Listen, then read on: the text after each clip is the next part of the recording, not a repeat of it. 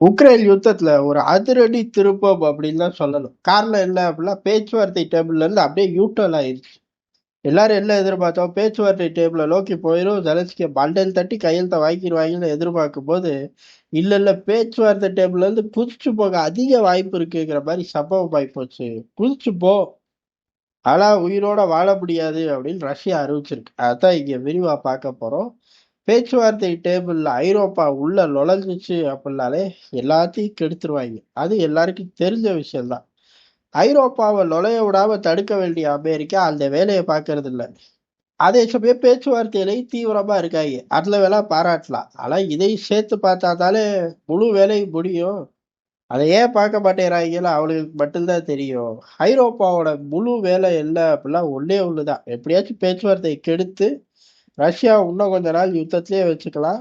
இப்படி ஒரு உக்ரைனிய அதிபர் இனிமேல் வரலாற்றுல கிடைக்கவே மாட்டார். அப்புறம் எப்படி சண்டையை ஆரம்பிச்சு ரஷ்யாவை இழுத்து விடுறது? இப்படியே வச்சுக்குவோம் அப்படிங்கிற எண்ண ஓட்டத்துல ரொம்ப ஸ்ட்ராங்கா இருக்காருங்க. இது ஒரு பக்கம் நடக்க, ஐரோப்பா வந்தா ரஷ்யா முரண்டு பிடிக்கும். பேச்சுவார்த்தையில பெருசா ஈடுபாடு காட்டாது. களத்துக்குள்ள ரியாக்ட் பண்ண ஆரம்பிக்கும். இன்னும் வெறித்தனமா ரியாக்ட் பண்ணும். உள்ளூர்ல நம்மளை துவைச்சு தொங்க விட்டுருவாங்க. இன்னும் கொஞ்ச நாள் போனா தேர்தலை நம்ம சந்திக்கணும். அதனால ரஷ்யா மீது தடைகள் போடுவோமா அப்படின்னு சொல்லி அமெரிக்கா திருப்பி அவனுக்கு தெரிஞ்சதும் பிடிச்ச ஃபைல தூக்கி டேபிள்ல வச்சிருக்கான். இந்த தடைகள் அப்படிங்கிறது ஒட்டு மொத்தமா ரஷ்யாவோட எனர்ஜி டிவிஷனை அப்படியே முடக்கிடணும் அப்படிங்கிறதா அவர்களோட எண்ண ஓட்டம். அதனால அமெரிக்கா இப்பவே பெரிய அளவுல எப்படியெல்லாம் வழிகள்ல ரஷ்யாவோட கச்சா எண்ணெய் பயணிக்குது, தடைகள் போட்டாலே டக்குனு பேரை பார்த்து எப்படிலாம் டிரான்ஸ்ஃபர் அடிப்பாங்க, இந்த ரூட்டை பூரா பிடிங்க அப்படின்னு சொல்லி பிடிச்சும் ஒரு ஃபைலை ரெடி பண்ணி வச்சிருக்கார்கள். ஒருவேளை பேச்சுவார்த்தையில் மக்கர் வந்தா படார்னு தடைகளை ஒவ்வொன்றா போட ஆரம்பிக்கிறது அப்படிங்கிற ஒரு முடிவுக்கு அமெரிக்கா வந்துருச்சு. இந்த தகவல் ரஷ்யாவுக்கு தெரியும்ல, ஊருக்கே தெரியும். ரஷ்யாவுக்கு தெரியாதா? ரஷ்ய அதிபர் பொங்கிட்டார். பொங்கி ஐரோப்பா தலைவர் திட்டுன்னு திட்டுறார். பள்ளிக்குட்டி பயல்கள்ங்கிற வரை திட்டிவிட்டார். அப்படியேவா திட்டிவிட்டார்? அப்படியே திட்டிவிட்டார். சின்ன பள்ளிக்குட்டிகள்ட்டார். சரி பெரிய பல்சே இதுல எல்லாம் இருக்கு. ஹிட்லர் ஊர்ல நின்னுக்கிட்டே அவரை ஹிட்லர் அப்படின்னாங்க. அப்ப அதெல்லாம் கலெக்ட் பண்ணலாம், இதெல்லாம் ஒரு விஷயமே இல்லை. இந்த அளவுக்கு காட்டம் ஏன் அப்படிலாம் அவரே சொல்லிட்டாரு. ஐரோப்பாவுக்கு பைத்தியம் பிடிச்சு போச்சு. ரஷ்ய எதிர்ப்புங்கிற ஒரே விஷயத்துல சுத்திக்கு திரியிறாங்க. இதுக்கு பதில் ரஷ்யா கூடயே சண்டை போடலாம். ஏறக்குறைய இப்ப உக்ரைன் பேச்சுவார்த்தையை கெடுத்தா அதை நோக்கி தான் போகும். எந்த அளவுக்கு அப்படின்னா இந்த பேச்சுவார்த்தை டைம்ல ரஷ்யா, அமெரிக்கா, உக்ரைன் 3 நாடு தான். இல்ல அமெரிக்கா ரஷ்யா தான் பேசிக்கிட்டு இருக்கோம். இதுக்கு நடுவுல ஐரோப்பா வந்தாலே ரஷ்யா தன்னோட கோலை உக்ரைனுக்குள்ள அதிகரிக்கும் அப்படின்ட்டார். அதாவது நிலத்தை பிடிக்கிறது உள்ள டார்கெட்டா அதிகமா நாங்க வைப்போம்.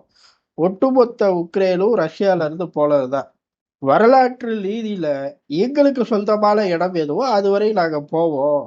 இதுக்கு தடையா நேட்டோ வருது. நேட்டோவோடு ஒரு யுத்தத்துக்கு ரஷ்யா தயார் அப்படின்னு சொல்லி அவங்க நாட்டுக்குள்ள அறிவிச்சிட்டார். இது பெரிய அளவு பதட்டமாயி போச்சு. காரணம் நேட்டோ கூட ஒரு யுத்தத்துக்கு ரஷ்யா தயார்ல அவரே அறிவிச்சிட்டார். இதுக்கு முன்னாடி கிரெம்ளினோட செய்தி தொடர்பாளர் அறிவிச்சிருக்காரு. அதுக்கடுத்து பாதுகாப்பு கவுன்சில் தலைவர் மெட்வடேவ் அறிவிச்சிருக்காரு. ஆனா இப்ப ரஷ்ய அதிபர் புட்டினே அறிவிக்கும் போது அதோட மைலேஜ் அப்படிங்கிறது தாறுமாறா எகிரி போச்சு. எங்க இதுல 2 விஷயத்த எடுத்துக்கலாம். ஒண்ணு பேச்சுவார்த்தையில சொதப்பிக்கிட்டே இருக்க அமெரிக்கா டக்குல தடைகள் அப்படின்னா தடைகளையும் உடைகளும் உட்கார்ந்து பேச ஆரம்பிக்கணும். இது கூடுதலான சிரமம் ரஷ்யாவுக்கு. காரணம் நட்பு நாடுகள் மீது போடப்பட்ட தடையை உடைகளும், அப்புறம் எங்களோட ஆட்கள் மீது போடப்பட்ட தடைகளை உடைகளும், இப்படி சொல்லும் போது 1, 2 விஷயங்களை ரஷ்யா விட்டு கொடுக்க வேண்டியது வரும். அதுக்கு பேசாம நீங்க தடைகள் போட்டா நான் இங்க வெறித்தனமா அடிக்க ஆரம்பிச்சிடுவேன், நேட்டோவோட ஒரு யுத்தம் வந்துரும் பாத்துக்க அப்படின்னு சொல்லி மிரட்டுறது மூலியமா அமெரிக்காவே ஆஃப் பண்ணலாம். ஐரோப்பா இப்ப நடுவுல ஒரு 10 நாளா தொடர்ந்து பிரசன்ட் பாரு. அவனுக்கு கூட பிரசன்ட் ஆகணும்னு எல்லாம் இருக்கு, உனக்கு இல்ல பாரு, நீ நீ விட்டுக்கிட்டே இருக்க அப்படின்னு திட்டக்கூடாது.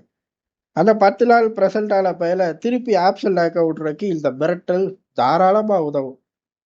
ஆனா முதல் முறையா பெரிய அளவுல உக்ரைனோட நிலங்கள் வரலாற்று ரீதியில ரஷ்யாவுக்கு சொந்தம். அதுவரை நாங்க போவோம்ட்டாங்க. அதுவரைன்னா அப்ப மோல்டாவா வரையும் போலாம், அதுக்கு மேலேயும் போலாம், சைட்லயும் போலாம்.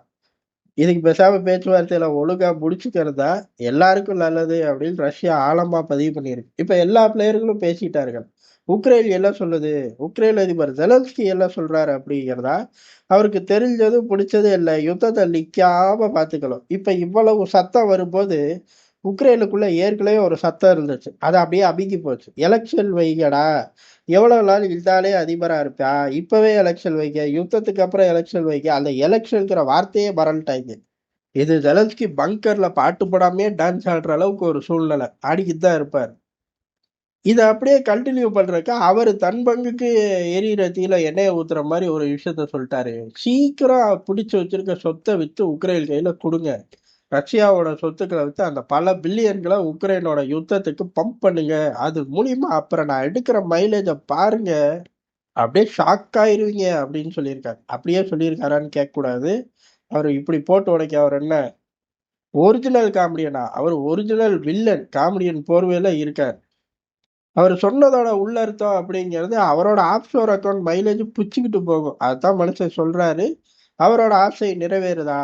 இல்ல ரஷ்யாவோட ஆசை நிறைவேறுதா? இல்ல ஐரோப்பாவோட ஆசை நிறைவேறுதா அப்படின்னு கேட்டா, ரஷ்யாவோட மிரட்டலுக்கு அப்புறம் அமெரிக்கா சத்தமே இல்லாம இருக்காங்க. ரஷ்யா அமெரிக்கா சந்திப்பு அப்படிங்கிறது மிக விரைவில் நடக்க போகுது. அதுல நொல்லநாட்டியம் பேசாம அமெரிக்கா ஸ்மூத்தான ஒரு எக்ஸிட்டை நோக்கி கூட்டிட்டு போயிரும் அப்படிங்கிறதா இன்னைக்கு உள்ள யதார்த்தமான உண்மை.